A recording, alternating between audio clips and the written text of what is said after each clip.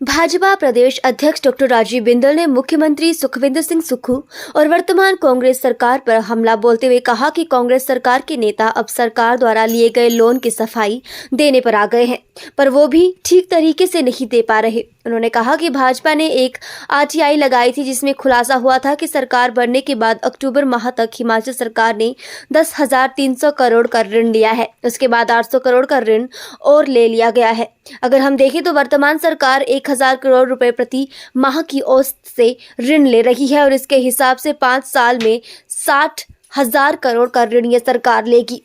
ये ऋण बिना किसी काम को करे लिया जा रहा है। ना अस्पताल खोले, ना दफ्तर खोले, ना स्कूल खोले, ना कोई संस्थान खोले, ना कुछ विकास हुआ और ना कोई गारंटी पूरी हुई, तो ऋण किस बात का ले रहे हैं।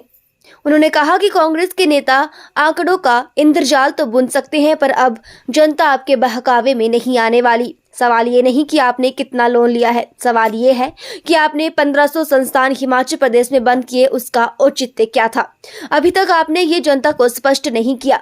अब तो आपने एक नया कीर्तिमान स्थापित कर दिया है। सुबाथू में एक कॉलेज को पहले अपने अपने कार्यक्षेत्र में लिया और उसके बाद उसको बंद कर दिया। ये कैसी व्यवस्था परिवर्तन है? उन्होंने कहा कि हिमाचल प्रदेश की आमदनी 11,000 करोड़ तो हो ही जाएगी, क्योंकि आपने डीजल पर रेट 7.50 रुपये बढ़ाया।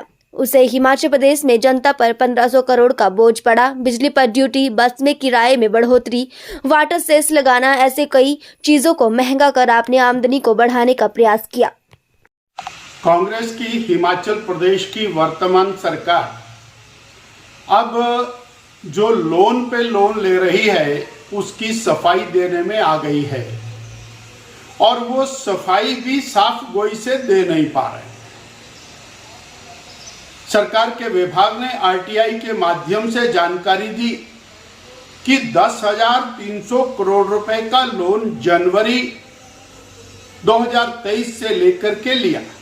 दिसंबर में कांग्रेस की सरकार सत्ता में आ गई और हमने उसका हिसाब बताया कि 1,000 करोड़ रुपया प्रति मास की एवरेज से वर्तमान सुखविंदर सरकार लोन लेने में जुटी हुई है, और ये लोन लगभग 60,000 करोड़ रुपए 5 साल में जाएगा, बिना किसी काम को किए, बिना किसी दफ्तर को खोले, बिना किसी अस्पताल को खोले और बिना कोई गारंटी पूरी किए ये लोन 60,000 करोड़ को जाएगा।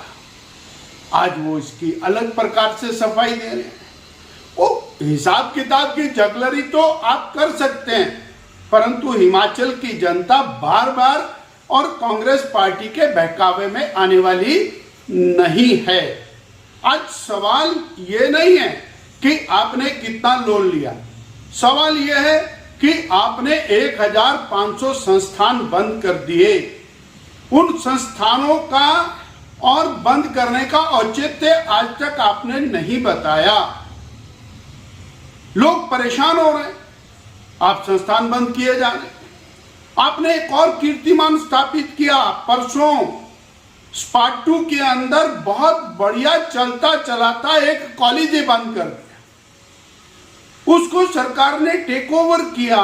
बरसों से चलने वाला कॉलेज उसको बंद कर दिया। आप नए नए कीर्तिमान स्थापित कर रहे हैं, फिर आप कह रहे हैं हम 1,100 करोड़ रुपए की आमदनी बढ़ा रहे हैं। हाँ, आमदनी तो बढ़ेगी भाई। आपने डीजल के ऊपर वैट 7.5 रुपया लीटर बढ़ा दिया, 1,500 करोड़ रुपया तो उसी से बढ़ गया।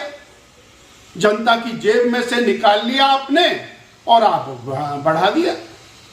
आपने बिजली के ऊपर ड्यूटी बढ़ा दी तो पैसा बढ़ा दिया, जनता की जेब में से निकल गया। आपने बसों का किराया बढ़ा दिया, महंगाई बढ़ा दी तो आमदनी तो बढ़ेगी, परंतु आपने जनता को क्या दिया?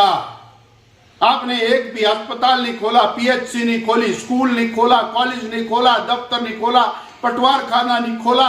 आपने एक भी नई सड़क नहीं बनाई। सारी सड़कों का पैसा केंद्र सरकार से आ रहा है। अभी अभी आपके अकाउंट में 2,700 करोड़ रुपया सड़कों का आया। आप बार बार बोलते हैं केंद्र कुछ नहीं दे रहा। केंद्र सरकार से 1200 करोड़ रुपया और बाढ़ राहत के नाम पर आया। आप बोलते केंद्र सरकार कुछ नहीं दे रही। 4 लेन नेशनल हाईवेज की टोटल क्लियरेंस का काम केंद्र सरकार कर रही है। लगभग 1000 करोड़ रुपए में 4 लेन नेशनल हाईवेज को ठीक करने का काम चला हुआ है। आप कह रहे केंद्र सरकार कुछ नहीं दे रही। हमारा सवाल तो आपसे उल्टा है कि प्रदेश की सरकार जनता को क्या दे रही है। गारंटियां तो आपने देनी नहीं है, वो तो आपने झूठ बोल करके किया है। पहली कैबिनेट चली गई, अब तो कम से कम 50 कैबिनेट हो गई है। वो वायदा तो खत्म हो ही चुका है, परंतु अब दोबारा से आप एक ताना बाना बुनने की कोशिश कर रहे हैं 2024 के चुनाव को लेकर के।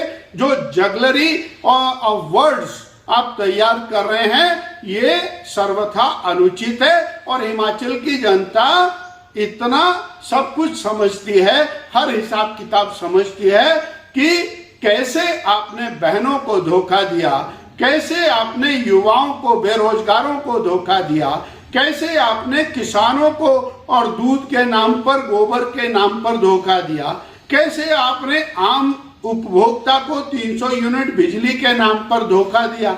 ये लगातार जो चल रहा है क्रम, ये ठीक नहीं है।